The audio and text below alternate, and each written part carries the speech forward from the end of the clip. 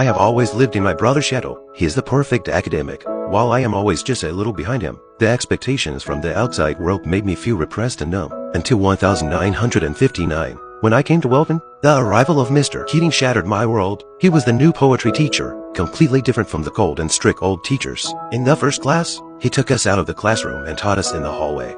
He did not assume the role of an authority, even asking us to call him captain, guiding us to find our direction instead of binding us. Mr. Keating made us look at the photos of the deceased alumni on the school's honor wall, reminding us of the brevity of life, emphasizing carte diem. At that moment, I realized for the first time that maybe I could have my own life, not just follow my brother's footsteps. After class, I wrote the words carte diem on a piece of paper, and a long-lost impulse surged within me. But seeing the heavy textbooks, I quickly suppressed this impulse, telling myself I still had to be a good student, like my brother, living the life everyone expected. However, in Mr. Keating's second class, my defenses were completely broken. That day, he asked us to open the textbook and discuss the structure and rules of poetry. He criticized this rigid approach and had us tear out the page of the textbook. He said, poetry is not meant to please others, but to express the passion inside. It belongs to those filled with emotion, not to cold doctrines. His words sparked an unprecedented impulse within me. I followed him and tore that page from the textbook, feeling a sense of liberation surge within me.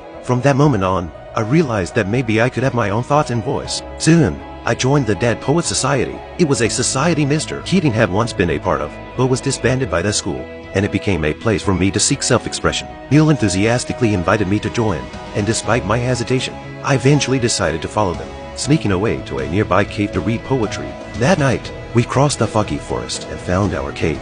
There, I felt a freedom I had never experienced before. We took turns reciting poems, and my heart found a low-missed resonance in those verses. Poetry made me no longer the repressed, transparent person, but a being with a soul and emotions. As the Dead Poets Society became a sanctuary for our souls, I began to change slowly. I was no longer a cog in the system, but an individual able to breathe freely.